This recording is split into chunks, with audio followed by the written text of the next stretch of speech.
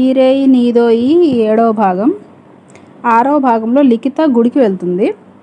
ఇప్పుడు తను త్వరగా ఆ ఇంటికి వెళ్ళాలి అనుకుంటూ వేగంగా అడుగులు వేస్తోంది లిఖిత ఇంటికి రావడం కోసం. టీ అంగళ్ళు మరో 7 అడుగుల్లో ఉన్నప్పుడు హలో అని వినపడితే అటు తిరిగి చూసింది లిఖిత. పక్కనున్న మామిడి తోపులోంచి వస్తున్న జితేంద్ర కనిపించాడు. అంత సడన్గా అతను అలా కనిపించేటప్పటికి గుండె ఒక్కసారి రక్తాన్నంతా పంపు చేసి ఖాళీ అయిపోయినట్టు గతుక్కుమంది. పందెం చెల్లించారన్నమాట సబిత చెబితే తెలిసింది. Anyhow thanks. ఆమె ఏమీ బదులివ్వలేదు. అలా అన్నా కూడా అతను కనిపిస్తే కటువుగా ఉండాలన్న తన నిర్ణయం మేరకు ఆమె చిరునవ్వును కూడా పెదాలపై ఊహించలేదు. ఈ డ్రెస్లో ఎలా ఉన్నారో తెలుసా? ఇంత అందంగా చూశాక మరిక ఏమీ చూడకుండా ఈ కళ్ళను పొడి చేసుకోవాలనుంది అన్నాడు జితేంద్ర. ఆమె చప్పున తలెత్తి అతని వైపు చూసింది. ఇంత ఉన్మాదమైతే ఎలా? ఇది ఇలా సాగదీస్తే అతను తన ముందు ఆత్మహత్య చేసుకోవచ్చు. అందుకే ఇక నుంచైనా అతన్ని దూరంగా ఉంచాలనుకుని నోరిప్పలేదు. పైపెచ్చు కళ్ళల్లో కోపాన్ని ప్రదర్శించింది. ఈ డ్రెస్లో మీరు పెళ్లి కాని అమ్మాయిలా ఉన్నారు. మీరు వివాహిత కాబట్టి అప్పుడు చెప్పాలనుకున్నది నోరు విడిచి బయటకు వచ్చేది కాదు. ఏవో అర్థం లేని విలువలన్నీ గుర్తొచ్చేది. ఇప్పుడైతే అలాంటి భావాలు కలగడం లేదు. కాబట్టి మనసులోని మాట చెప్పేయాలనుంది అన్నాడు జితేంద్ర. అతను ఎంత గాఢతతో ఆ మాటలు అంటున్నది గొంతే చెబుతోంది. ఆమె భయపడింది. ఏం చెబుతాడిప్పుడు? ఏమైనా చెప్పాక తన రియాక్షన్ ఏమిటి? ఎస్ అనాలా, నో అనాలా? ఎందుకు వచ్చిన కుంపటం? అతను ఏమీ చెప్పకుండా చేయాలి. ఎలా అని ఆలోచిస్తోంది ఆమె. అతను తనలో తానే ఏం చెప్పాలో రిహార్సల్స్ చేసుకుంటున్నట్టు కంఠంలోని నరాలు అదే విధంగా కదులుతున్నాయి. ఆమెకి ఆ సమయంలోనే చిన్న ఐడియా తట్టింది. ఆ విధంగా చేస్తే అతను ఒక్క మాట కూడా మాట్లాడలేడు. ఆ ఐడియా వచ్చినందుకు తనను తానే అభినందించుకుంటూ, చూడు మిస్టర్ జితేంద్ర, నీవు నాతో మాట్లాడాలంటే పదానికి 100 రూపాయలు నా చేతుల్లో పెట్టాలి, సరేనా అందామె. ఇదంతా చాలా సీరియస్గానే చెబుతున్నట్టు సీరియస్నెస్ తప్ప మరో భావం లేదు ఆమె ముఖంలో. సడన్గా ఆమె అలా షరతు విధించేటప్పటికి అతను కుంగిపోయాడు. చాలా చెప్పాలని బలం పుంజుకున్న గుండె ఒక్కసారిగా డొల్ల అయిపోయింది. నాలుకలోని చెమ్మంతా గడ్డ కట్టుకుపోయింది. గొంతుకు అడ్డంగా కరెన్సీ నోట్ల కట్ట ఇరుక్కుపోయినట్లు గిలగిల్లాడిపోయాడు. లిఖితకు ఇదంతా ఆశ్చర్యం కలిగించలేదు.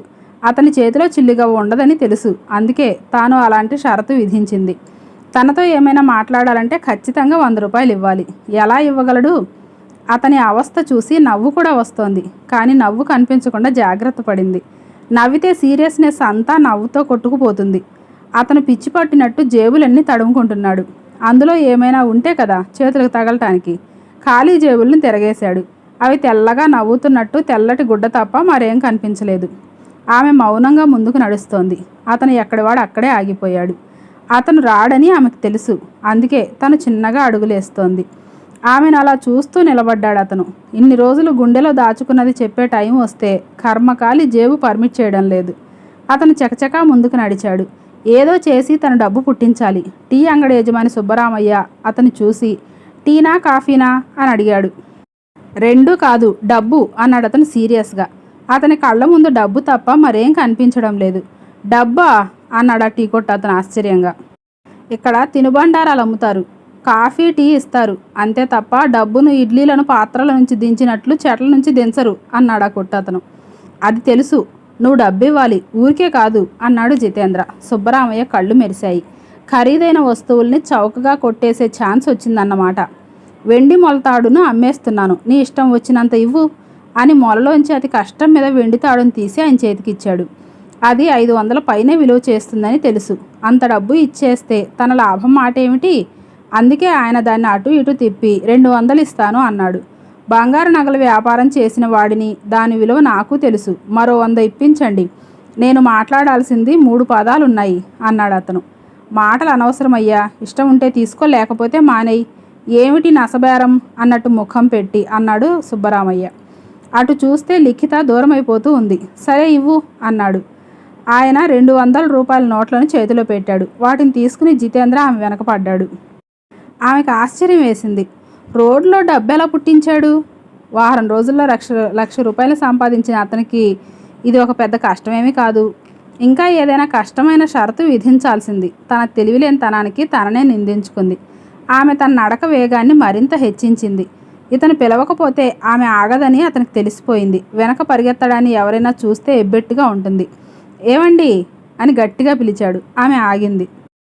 అతను అసూయపడుతూ ఆమె ముందుకొచ్చి, ఆయాసపడుతూ ఆమె ముందుకొచ్చి, మిమ్మల్ని అని మరేదో అనబోయి, అంతలోనే పదానికి 100 రూపాయలు ఇవ్వాలని గుర్తొచ్చి అంతటితో ఆగిపోయి 200 రూపాయల నోట్లను ఆమె చేతిలో కుక్కాడు.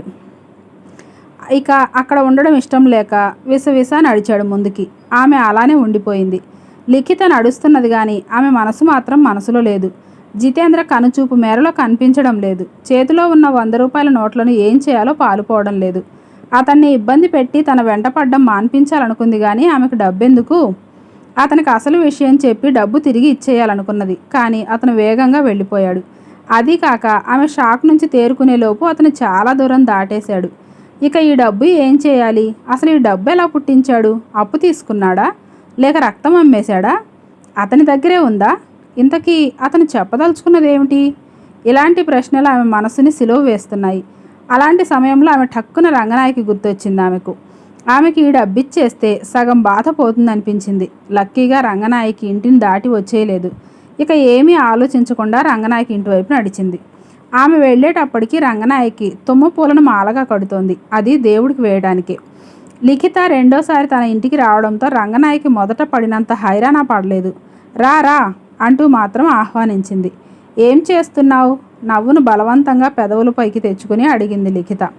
ఈరోజు కార్తీక సోమవారం కదా, దేవుడి కోసం మాల కడుతున్నాను. పొద్దుపోతుంది, త్వరగా దేవాలయానికి పోదామని అంది రంగనాయకి. అయితే రా వెళ్దాం, నేను అక్కడికే వెళ్తున్నాను అంది లిఖిత. తను అంతకుముందే దేవుణ్ణి దర్శించుకున్న విషయం చెప్పలేదు. అది చెబితే జరిగిందంతా చెప్పాల్సి వస్తుందేమోనని భయం వల్లే అబద్ధం చెప్పింది. ఒక్క నిమిషం అని రంగనాయకి కట్టినంత వరకు పూలను ఉండగా చుట్టి బయలుదేరింది. ఇద్దరూ శివాలయం వైపు నడుస్తున్నారు. ఆ రోజు పండగ కాబట్టి రాత్రి 10 గంటల వరకు జనం అటు ఇటు పోతుంటారు. రాత్రికి దేవాలయం దగ్గర హరికథ కాలక్షేపం కూడా ఉంటుంది కాబట్టి ఎవరు తోడు ఉండరన్న భయమేమీ లేదు. అందుకే నింపాదిగా నడుస్తున్నారు ఇద్దరు. తన చేతిలో జితేంద్ర డబ్బు ఉండడం మహా ఇబ్బందిగా ఉంది లిఖితకు. అతని డబ్బు తన దగ్గర ఉండకూడదని కాదు కానీ అలా వసూలు చేయడమే గిల్టీగా ఉంది. దాన్ని మర్చిపోవడానికే నువ్వేదో కబుర్లు చెబుతావని వస్తే అలా మొగనం పట్టావేంటి రంగనాయకి అంది లిఖిత నొచ్చుకుంటున్న ధోరణిలో. మనం శివాలయానికి వెళ్తున్నాం కదా, పద్మజ గుర్తొస్తోంది అంది సంజాయిషి చెబుతున్నట్లు రంగనాయకి. పద్మజ? ఆమెవరు అని అడిగింది లిఖిత. ఇప్పుడు మనం వెళుతున్న ఊరు పద్మజది. నేను పట్టిన 3వ కేసు ఆమెదే. రంగనాయకి జరిగిందంతా మాటల్లో పేర్చుతోంది. ఆ ఊర్లో శివయ్య కూతురు పద్మజ. ఆయనకి మొత్తం 3 ఆడపిల్లలు. పద్మజ పెద్దది. ఆ పిల్ల 10వ తరగతి వరకు చదువుకుంది. ఆ పైన చదవాలని ఉన్నా ఆమెకు వయసొచ్చిందని ఆ ఊర్లో మగపిల్లలు శివయ్యకు పరోక్షంగా తెలియజేశారు. సాయంకాలం అయితే చాలు ఊర్లో కుర్రకారంతా శివయ్య ఇంటి ముందు గుమిగూడేవాళ్ళు. సొల్లు కబుర్లు చెప్పుకుంటూ మధ్య మధ్యలో పద్మజ మీదకి చూపుల బాణాలు విసిరేవాళ్ళు. అవి అప్పుడప్పుడు అనుకోకుండా శివయ్యకు కూడా తగిలేవి. యువకులంతా అక్కడకు చేరడానికి కారణం పద్మజ అందం. ఆమె కనురెప్పలు ఎత్తితే చాలు చారడేసి కళ్ళు కనబడేవి. పక్కకు తిరిగితే చాలు వంపు తిరిగిన ముక్కు విల్లులా కనిపించేది. బయట జారితే చాలు ఎద ఎత్తులు ఎద్దు మూపురంలా తోచేవి. ఓణి పక్కకు తప్పుకుంటే చాలు నడుం చెర్నకోల కొసలా ఊగేది. పావడ బొందు కాస్తంత దిగితే చాలు బొడ్డు లోతుగా నీళ్లు ఎండిపోయిన బావిలా కనిపించేది. కుచ్చిళ్ళు పైకెత్తి దోపుకుంటే చాలు పాదాలు తెల్లగా మెరిసిపోయేవి. అలాంటి పిల్ల కోసం యువకులు పోటీ పడకుండా ఉంటారా? ఇదంతా గమనించిన శివయ్య పద్మజ చదువును అంతటితో ఆపేశాడు. వాళ్ళది పెద్ద స్థిమితమైన కుటుంబం ఏమీ కాదు. ఉన్న కాస్తంత పొలమే జీవనాధారం. అయితే పద్మజ కష్టపడి పనిచేసే గుణం కలది. ఆత్మాభిమానం కూడా ఎక్కువగానే ఉండేది. ఎవరినీ ఖాతరు చేసేది కాదు. తాను మంచి అనుకున్నది ధైర్యంగా చేయగల పిల్ల. అందుకే తండ్రికి చేదోడు వాదోడుగా ఆ పని ఈ పని చేసేది. ఆమెకు 18 ఏళ్ళు వచ్చాక శివయ్య పెళ్లి సంబంధాలు చూడడం మొదలుపెట్టాడు. చివరికి పద్మనాభం కుదిరాడు. అతను షుగర్ ఫ్యాక్టరీలో ఫీల్డ్ మ్యాన్గా పనిచేసేవాడు. నెలకు 1500 దాకా జీతం. ఈ సంబంధం కుదిరినందుకు శివయ్య ఎగిరి గంతేశాడు. అయితే సంతోషించకుండా ఈర్ష్య పడింది ఆయనకు మరదలు వరుసయ్యే పిన్ని చిన్ని. చిన్ని స్వయాన శివయ్యకు తమ్ముడు రామయ్య భార్య. భాగాల పంపకాలప్పుడు శివయ్యకు రామయ్యకు చెడింది. ఆ పగలు కక్ష్యలు చాలా ఏళ్ల దాకా ఉన్నాయి. ఈ మధ్య రామయ్య గుండె నొప్పితో చనిపోయాడు. దాంతో 2 కుటుంబాల మధ్య ఘర్షణ లేకపోయినా మాటలు లేవు. అందుకే పద్మజకు అంత మంచి సంబంధం కుదరడంతో చిన్ని ఈర్ష్యతో మండిపోయింది. కానీ ఒంటరి ఆడది ఏం చేయగలదు? పద్మజ పద్మనాభం పెళ్లి జరిగిపోయింది. వాళ్ళిద్దరూ హ్యాపీగా ఉండడం మరింత నచ్చలేదు చిన్నికి. వాళ్ల బంధాన్ని ఎలాగైనా విచ్ఛిన్నం చేసి తన బావ శివయ్య కూతురిని ఏడిపించాలన్నది ఆమె కోరిక. పెళ్ళైన పద్మజను తన ఇంటికి తీసుకువెళ్ళలేదు పద్మనాభం. అత్తగారింటి దగ్గరే భార్యను పెట్టి వీళ్ళున్నప్పుడు వచ్చిపోతుండేవాడు. అతనిది పెద్ద కుటుంబం. అంతమంది మధ్య తన భార్యను వదిలితే ఎక్కడ ఏ గలాటాలు వచ్చి తన భార్య కష్టపడుతోందోనని అతని బాధ. అందుకే పుట్టింట్లోనే పద్మజను ఉంచేశాడు. ఆమె పోషణ కోసం బాగానే డబ్బులు ఇచ్చేవాడు. నెలకు టంచనగా అల్లుడు ఇచ్చిన డబ్బు వస్తూ ఉండడంతో శివయ్య సకాలంలో పైర్లకు ఎరువులు మందులు వేసేవాడు. పద్మజ ప్రతి నెల మిగిల్చిన డబ్బుతో 2 పాడి ఆవుల్ని కూడా కొన్నది. దీంతో శివయ్య కుటుంబం ఒక మెట్టు పైకెక్కింది. అంతవరకు కష్టాలు పడిన కుటుంబం ఇప్పుడే స్థిమితపడుతూ వస్తోంది. చిన్నికి ఇది మరీ బాధాకరమైన విషయం. ఎలాగైనా పద్మనాభాన్ని పద్మజను విడగొట్టాలని ఆమె ప్లాన్లు వేయడం ప్రారంభించింది.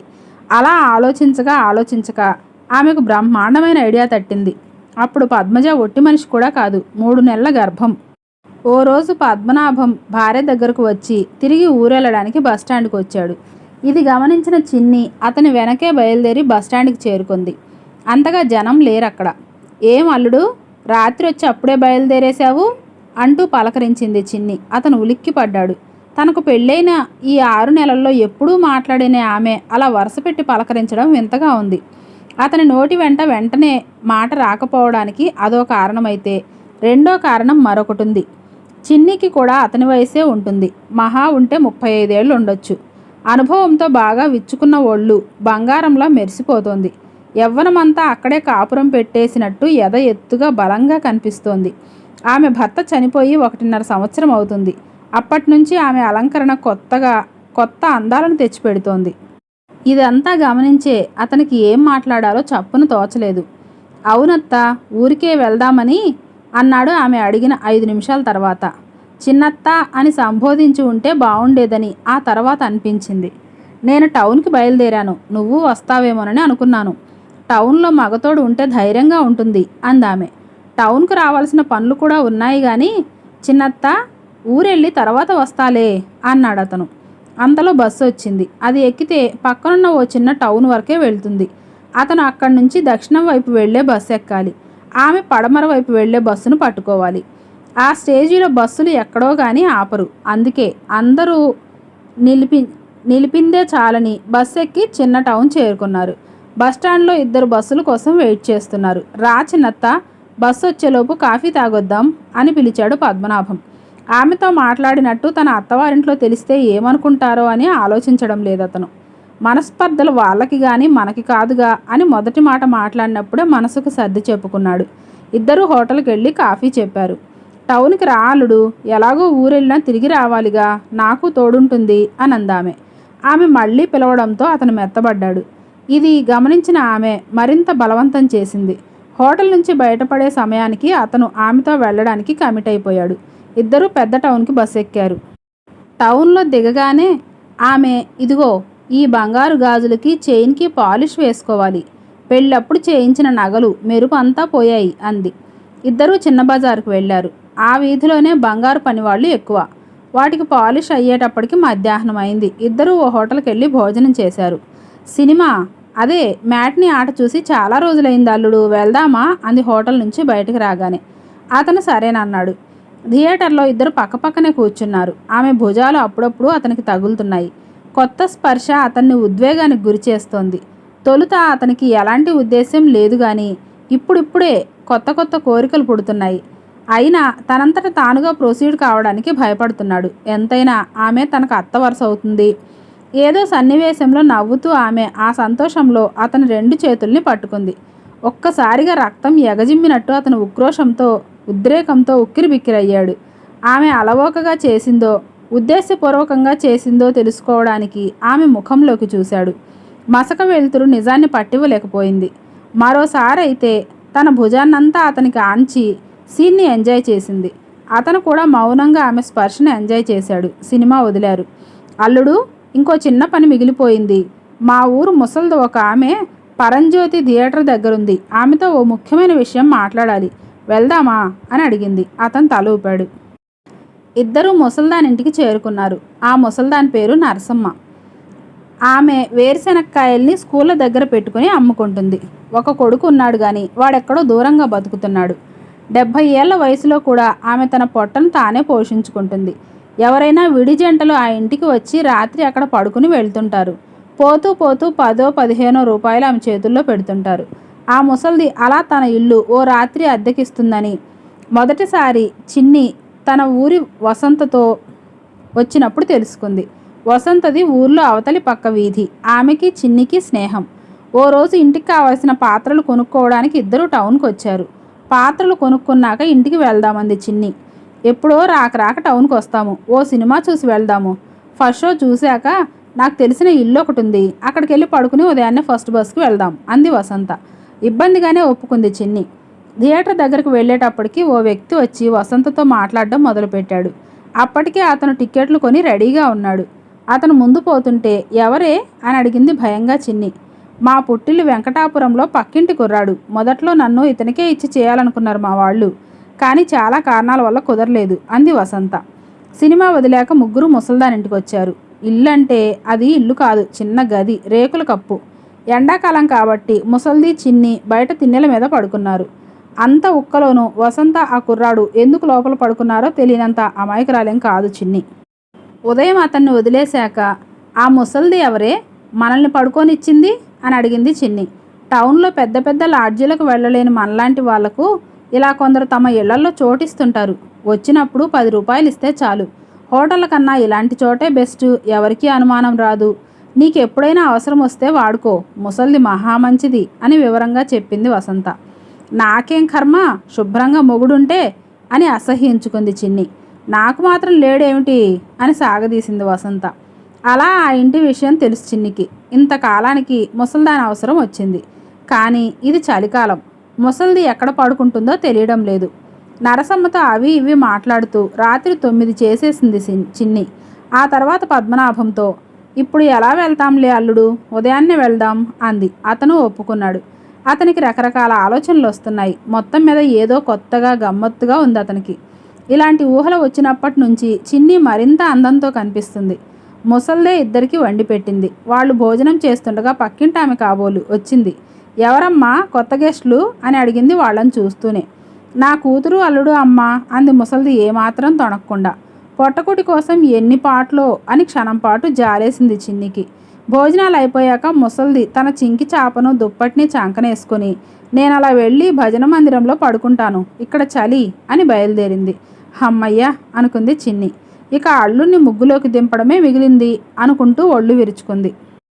అలా ఒళ్ళు విరుచుకోవడంతో పైట కిందికి జారి ఆమె ఎత్తైన ఎద అతని కళ్ళల్లో అటు మెత్తగానూ కాకుండా ఇటు గట్టిగానూ కాకుండా తగులుతోంది. తామిద్దరినీ ఇంట్లో వదిలి ముసల్ది దేవాలయానికి వెళ్ళిపోవడంతో ఎందుకనో ఒక్కసారిగా గుండె వేగం హెచ్చింది. అయితే చిన్ని మాత్రం లోపల ఏం ఉన్నా బయటకు తెలియనివ్వడం లేదు. పైపెచ్చు చాలా క్యాజువల్గా ఉంది. రా భోజనం చేద్దాం అంది చిన్ని పీట వేస్తూ. భోజనం ఎప్పుడు ఎవరు ప్రిపేర్ చేశారో తెలియదు. అందుకే ఒక్క క్షణం తటపటాయించి పీట మీద కూర్చున్నాడు. చిన్ని అల్యూమినియం పాత్రలో అన్నం, అంతకంటే చిన్నగా ఉన్న మరో పాత్రలో పప్పులుసును ఉంది. ఆకలి బాగా ఉందో కూరలు రుచిగా ఉన్నాయో తెలియదు కానీ అతను తృప్తిగా తిన్నాడు. బయటకు వచ్చి సిగరెట్ కాల్చుకున్నాడు. ఆకాశం నల్లగా బారుకు ఒంటి నిండా పూసుకున్నట్టుంది. వర్షం వచ్చేటట్టుంది అని తనకు తానే చెప్పుకుంటూ ఉండగా వర్షం చినుకు అతని ముక్కు మీద పడి చిట్లింది. లోకం మీద కోపం వచ్చినట్లు గాలి రివ్వున వీస్తోంది. తుఫాను సూచనలు కనిపిస్తున్నాయి. దూరంగా ఉన్న కొబ్బరి చెట్లు తమ మెడలను పట్టుకుని ఎవరో వంచుతున్నట్లు వంగి మళ్ళీ పైకి లేస్తున్నాయి. రోడ్డు మీది దుమ్ము గాలి చిటికెన వేలు పట్టుకోవడానికి ప్రయత్నిస్తున్నట్లు పైకి లేస్తోంది. చినుకులు ఎక్కువయ్యాయి. ఇక బయట ఉండడం కష్టం అనిపించి లోపలికి వెళ్ళాడు. చిన్ని అప్పటికి భోజనం చేసి గుంజకు ఆనుకుని రిలాక్స్ అవుతోంది. బయట ఏమిటా చప్పుడు అని అడిగింది అతనికి లోపలికి రాగానే. వర్షం అని చెప్పాడు అతను. అమ్మో అని లేచి బయటికి వెళ్ళింది. వర్షం బాగానే కురుస్తోంది. తుఫానేమో అంటూ వెంటనే లోపలికి వచ్చింది. ముసలామె ఎక్కడికి వెళ్ళింది? మరికి రాదా అని అడిగాడు. రాదు, తుఫాన్ కాదు కదా, ప్రళయం వచ్చినా ఇక రాదు. బాధ ఎక్కువై చలిలో చావనైనా చస్తుంది కానీ లోపలికి తొంగి చూడదు. అతను ఏదో అడగబోయాడు, కానీ ఆ సమయంలో వానజల్లు కొడుతుండడంతో ఆమె తలుపు వేస్తోంది. ఎలానో ఈ పూట తలదాచుకుంటే అంతే చాలు, రేపు ఉదయానికల్లా ఊరెళ్ళిపోవచ్చు అంటూ 2 చాపల్ని కొంత దూరం గ్యాప్ ఇచ్చి పరిచింది. వాటి మీద దిండ్లు లాంటివి వేసింది. అవి దూదితో కుట్టిన దిండ్లు కాదు, పేలికలు లోపలికి దూర్చి చివరన ముడివేయడంతో తలగడల్లా కాకుండా మూటల్లా ఉన్నాయి. నే పడుకుంటానయ్యా అల్లుడు, నడుమంతా పెరికేస్తోంది అని నడుము వాల్చింది చిన్ని. ఆమె అటు తిరిగి పడుకుని ఉంటే అతను ఇబ్బంది పడకపోవును. ఇటు తిరిగి పడుకుంది. దాంతో ఆమె పైట కాస్తంత కిందకు జారింది. ప్లాస్టిక్ కవర్లలో ఉన్న బొంబాయి మిఠాయిని చిన్నపిల్లాడు చూసినట్లు అతను అటువైపే చూస్తున్నాడు. కొత్త రుచుల కోసం మనసు ఉవ్విళ్ళూరుతోంది. అతను అలా గుటకలు మింగడం ఆమె గమనించినా గమనించినట్టే కళ్ళు మూసుకుంది. వానజల్లు కిటికీలోంచి లోపలికి కొడుతోంది. నీటి తుంపర్లు శరీరానికి తగిలి కడుపులో ఉన్న చలిని బయటికి లాగుతున్నాయి. అతనికి నిద్ర రావడం లేదు. పైనున్న సిమెంటు రేకుల రూఫ్ సందుల్లోంచి జల్లులోనికి కొడుతోంది. గాలి కూడా కిటికీల్లోంచి అంతే స్పీడుగా దూసుకొస్తోంది. ఆకాశం పగులుతున్నట్లు పిడుగుల శబ్దాలు అప్పుడప్పుడు వినిపిస్తున్నాయి. అతను అటు ఇటు దొర్లి చివరికి ఆమెను చూడ్డానికి వీలయ్యే పొజిషన్లో పడుకున్నాడు. పీడకలో బంగారు కలో తెలియదు గాని నిద్రలోనే కలవరిస్తున్నట్టు చిన్నగా పెదవులను విప్పదీసింది చిన్ని. ఆమె ఏం కలవరిస్తుందో వినాలని అతను చెవులను ఉక్కరించాడు. కానీ ఏమీ వినపడ్డం లేదు. పైట మాత్రం మరింత కిందకు జారింది. మధ్యలో వేలాడుతున్న 40 క్యాండిల్స్ బల్బు ఆ అందాలను చూడ్డానికి చాలదన్నట్లు అతను దాని వంకే చూసి తిరిగి ఆమె ఎద మీదకు చూపు మరల్చాడు. మళ్ళీ కదిలింది. ఈసారి ఆమె పాదాలకు తాకుతున్న చీర పైకి ఎగబాకి పాదాలను నగ్నంగా ప్రదర్శిస్తోంది. అతను ఇక ఆగలేకపోయాడు. లోపల మండుతున్న కోరిక ధైర్యాన్నిచ్చింది. పైకి లేచి ఆమె దగ్గరికి వెళ్ళాడు. శ్వాసతో ఆమె గుండెలు ఎగిరెగిరి పడుతున్నాయి. కొంచెం సేపు తటపటాయించాడు. కానీ చివరికి మొండి ధైర్యం తెచ్చుకున్నాడు. ఎవరో తన పక్కకు వచ్చినట్టు అనిపించి తనకు నిద్రాభంగం అయినట్టు కంగారుగా కళ్ళు విప్పింది. పక్కనే ఉన్న అతన్ని చూసి ఏమైంది అని అడిగింది. నీళ్లు తడబడుతూ అడిగాడు అతను. ఆమె లేచి నీళ్లు అందించింది. అతను తిరిగి తన పడక దగ్గరికి వెళ్తుంటే అక్కడ చినుకులు పడుతుంటే నీ చాపను ఇంకాస్త ఇటువైపుకు జరుపుకో అంది. అలా ఆమె చెబుతున్నప్పుడు ఆమె మాటల్లో ఇంకేమైనా అర్థం ఉందా అని ఆలోచించాడు. ఏదో అర్థం ఉందనిపించింది. ఇక ఏమీ మాట్లాడకుండా ఆమె వైపుకు చాప లాక్కున్నాడు. ఆమె యథాప్రకారం పడుకుంది. అతను పడుకున్నాడు. అంతలోనే పైకి లేచి లైట్ ఉంటే నాకు నిద్ర రాదు స్వగతంలా అంటూ లైట్ ఆర్పేశాడు. చీకటి ఒక్కసారిగా ఆ ఇంటిని అంతా కమ్మేసింది. ఇప్పుడు వర్షం శబ్దం మరింత గట్టిగా వినిపిస్తోంది. ఆమె తగులుతుందేమోనని చేయి చాచాడు. ఆమె శరీరం తగలడం లేదు. తనను ఇంత దూరం ఊరకే తీసుకొచ్చి ఉండదని గట్టి నమ్మకం ఉంది కానీ ధైర్యమే చాలడం లేదు. ఒకవేళ ఒప్పుకుంటే సరి, లేకుంటే ఈ విషయాన్ని ఇంతటితో వదిలేయమని కాళ్ళు పట్టుకుందాం అని తనలో తాను నిర్ణయించుకున్నాడు. నిద్రలో పక్కకు జరిగినట్టు ఆమె పక్కకు జరిగాడు. ఇప్పుడు తిరిగి చేయి చాచాడు. కరెక్ట్గా ఆమె భుజాలు తగిలాయి. ఒక్కసారిగా రక్తం గుండెల్లోంచి జారినట్టు జల్లుమంది. భయం లాంటిది జరజర ఒళ్ళంతా పాకింది. అలానే చేయి కిందికి జారింది. ఇప్పుడు అతని చేయి ఆమె గుండెల మీద ఉంది. అలా చేయి వేసి ఊరకే ఉండడం వీలు కాదనిపించింది. మెల్లగా తనకు కావాల్సింది చేశాడు.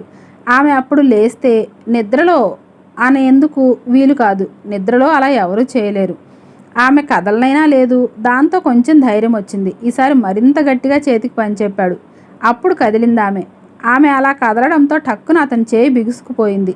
ఆమె ఏమైనా అంటుందేమోనన్న భయం వల్లే తను అలా బిగుసుకుపోయాడని అతనికి తెలుసు. ఈసారి కూడా ఆమె ఏమీ అనలేదు. పైపెచ్చు తన వైపు కొంచెం జరిగినట్టు అనిపించింది. చేతికి మరింత పట్టు దొరికింది. నిమిషం తర్వాత అతను ఇంకాస్త ముందుకు కదిలాడు. చిన్నత్త అన్నాడు. అలాంటప్పుడు కూడా అతను వరుస మర్చిపోలేదు. నిద్రలో మెలకువ రానట్టు ఆమె ఉండిపోయింది. అయితే తమాషా ఏమిటంటే అతను తిప్పినట్టు ఆమె శరీరం తిరుగుతోంది. అతను తమకంతో ఆమె పెదవుల్ని తన పెదవులతో అద్దాడు. ఆమె అప్పుడు సడన్గా నాదముని అని పిలిచింది. మన మధ్య జరగరాంది జరిగిపోతుందన్న బాధ ఉంది ఆ గొంతులో. ప్లీజ్ అన్నాడు అతను అతి సహజంగా. అప్పుడు కాదంటే తను తట్టుకోలేడు. అంత క్రితం అయితే పర్వాలేదు. ఇప్పుడు మొత్తం శరీరం అంతా ఒకే లక్ష్యం వైపు సాగిపోతుంది. మరి ఎప్పటికీ నన్ను వదిలిపెట్టకూడదు. ఎప్పుడో ఈ సుఖాన్ని మరిచిపోయిన ఈ శరీరానికి మళ్ళీ ఇంతకాలానికి దాన్ని నేర్పిస్తే ఇక ఆ తర్వాత అది నా మాట వినదు. నువ్వు నా వైపు చూడకపోతే అల్లరి పాలైపోతాను అని అన్నదామె. నిజానికి ఆమెకున్న భయం అదే. తన బావకు క్షోభ కలిగించాలని, భార్య నుండి విడదీయాలని ఈ ప్లాన్ వేసింది. ఈ పథకంలో తను ఏం కోల్పోతుందో తెలుసు. వ్రతం చెడ్డ ఫలితం దక్కడంతో పాటు ఆ వ్రతాన్ని మళ్ళీ మళ్ళీ చేయడానికి ఇబ్బందులు ఉండకూడదు. నిన్ను వదలను. ఈసారి వరుస ఎగిరిపోయింది. అది ఎందుకనో అడ్డొస్తోంది.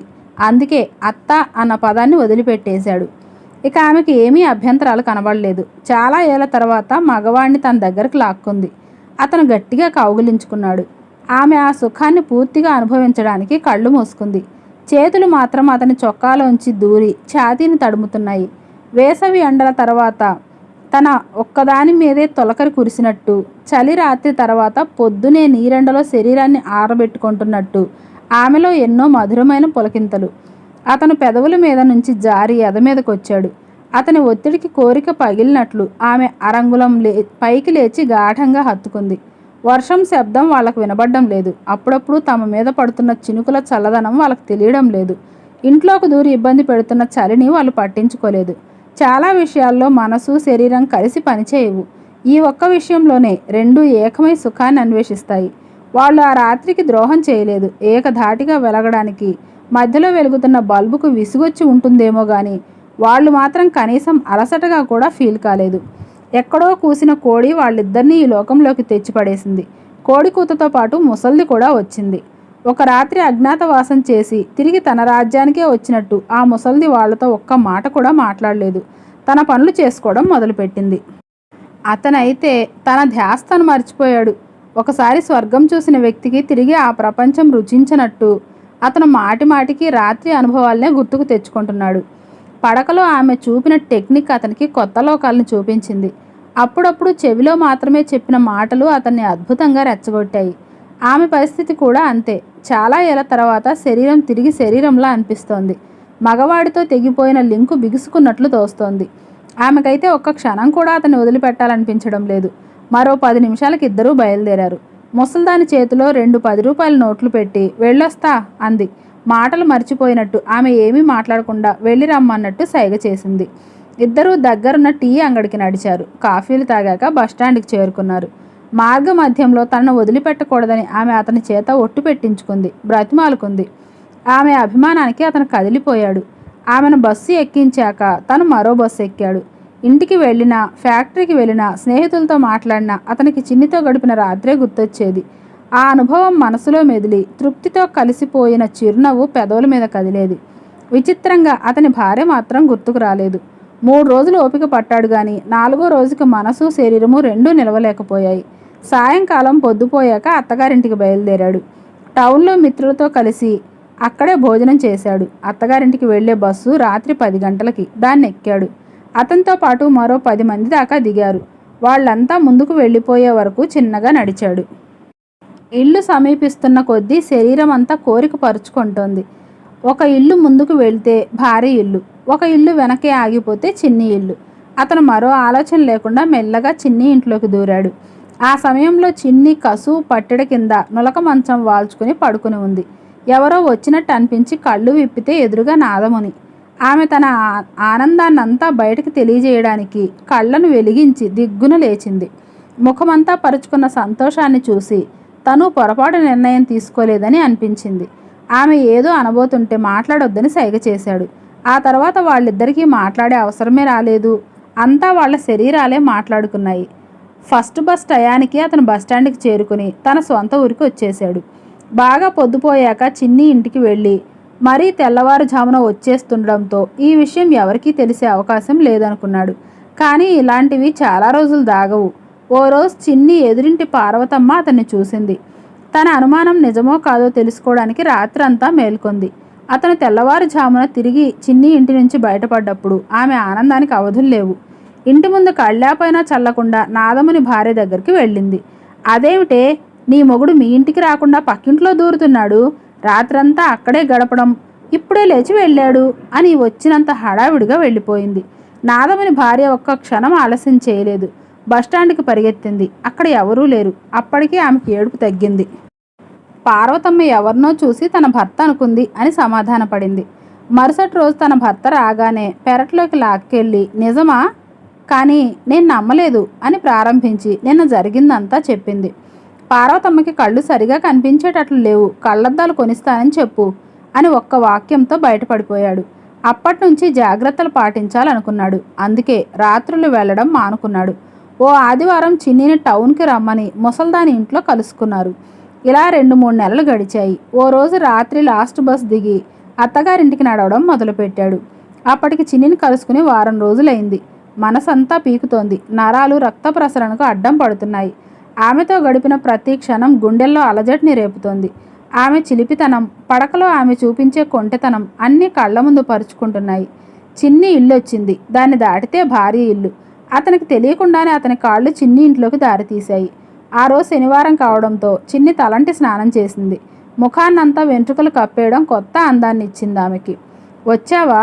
జడలో పెట్టుకోవడానికి పూలు కొన్నాను. నువ్వు రాకపోతే వేస్టే కదా నాలాగా అంది చిన్నగా. ఆమె పబ్లిక్గా పూలు పెట్టుకోదు. రాత్రి, అది అతను వచ్చినప్పుడు ఆ కాసింతసేపు పెట్టుకుంటుంది. అతను ఏమీ మాట్లాడకుండా ఆమెను ఇంట్లోకి లాగాడు. పక్కింట్లోనే పెళ్ళాముందన్న విషయం ఎప్పట్లానే ఆ రాత్రి అతను గుర్తుకు రాలేదు. తెల్లవారుజామున లేచి బస్టాండ్కి చేరుకున్నాడు. అతను అక్కడికి వెళ్ళేటప్పటికే ఏవో 2 ఆకారాలు అక్కడున్నాయి.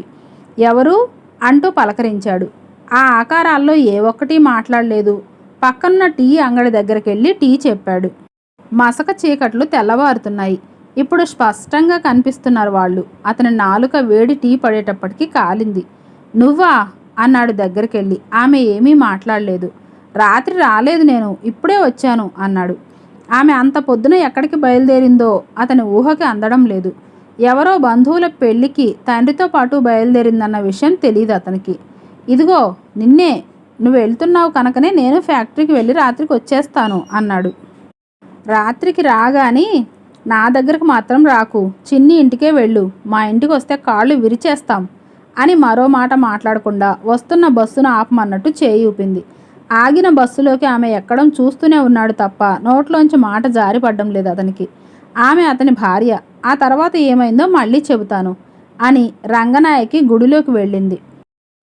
ఓకే, 7వ భాగం ఇక్కడితో ఆపేద్దాం. 8వ భాగంతో మళ్ళీ కలుద్దాం. 8వ భాగం కూడా వీలైనంత త్వరగానే అప్లోడ్ చేస్తాను. దయచేసి లేట్ అయితే మాత్రం ఏమనుకోకండి, అర్థం చేసుకోండి. ఇంకొక మాట, మన ఛానల్ డిస్క్రిప్షన్లో ఇంకొక ఛానల్ లింక్ పెడుతున్నాను. అది కూడా మన ఛానలే. అందులో కూడా మంచి మంచి నవలలు ఉన్నాయి. ఇంట్రెస్ట్ ఉన్న వాళ్ళు అవి కూడా వినండి. నీ మొహానికి ఈ ఛానల్కే డైలీ పెట్టడం చేత కాదు, ఇంకో ఛానల్ అని తిట్టుకోవద్దు. అది మా చెల్లి ఛానల్. సో అవి కూడా మంచి నవలలు. అమ్మాయి కూడా బాగా రీడ్ చేస్తుంది. అది కూడా ఒకసారి వాచ్ చేయండి. Thank you.